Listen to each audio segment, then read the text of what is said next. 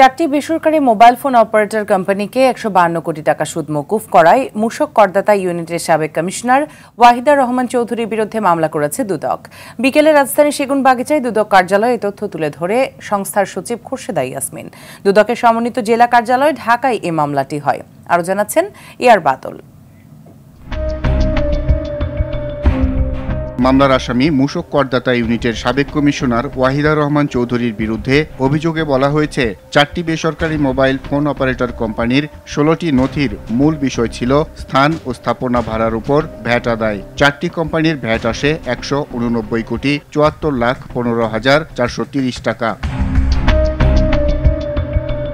কোম্পানিগুলো নির্ধারিত সময়ে এ টাকা পরিশোধ না করায় সুদ হয় ১৫২,৮৯,৩৯০ টাকা। পরে মূল টাকা পরিশোধ করলেও সাবেক কমিশনার ওয়াহিদা রহমান চৌধুরী সুদের টাকা একক সিদ্ধান্তে মওকুফ করেন।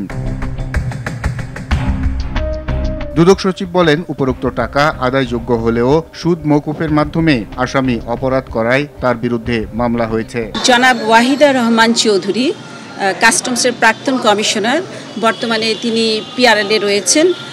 তিনি বৃহৎ করদাতা ইউনিট মূসক ঢাকায় কর্মরত থাকাকালে আইনের ব্যত্যয় ঘটিয়ে অসৎ উদ্দেশ্যে ক্ষমতার অপব্যবহার করে এখতিয়ার বহির্ভূতভাবে ১৬টি নথিতে চারটি মোবাইল অপারেটর কোম্পানি গ্রামীণ ফোন, বাংলালিংক, রবি এবং এয়ারটেলের নিকট অপরিশোধিত সুদ বাবদ পাওনা ১৫২,৮৯,৩৯০ টাকা মওকুফ করে সরকারের আর্থিক ক্ষতি সাধন করেছেন। খোরশেদা ইয়াসমিন বলেন, ১৬টি নথির মাধ্যমে ক্ষমতার অপব্যবহার করে ওয়াহিদা রহমান এ অপরাধ করেছেন। তিনি ক্ষমতার অপব্যবহার এবং অপরাধজনক বিশ্বাসভঙ্গের মাধ্যমে এই বিপুল পরিমাণ অর্থ আত্মসাৎ করে দণ্ডবিধির ২১৮/৪০৯ ধারা এবং ১৯৪৭ সালের দুর্নীতি প্রতিরোধ আইনের ৫-২ ধারায় শাস্তিযোগ্য অপরাধ করায় তার বিরুদ্ধে দুদক সজেকা ঢাকা ১-এর মামলা নম্বর ৯ রুজু করা হয়। আসামি ওয়াহিদা রহমান চৌধুরীর বিদেশ যাত্রায় নিষেধাজ্ঞা দেয়া হবে কিনা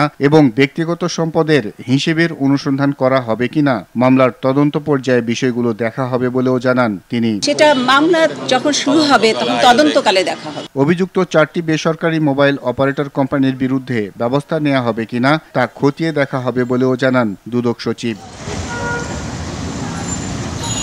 এআর বাদল, RTV, ঢাকা।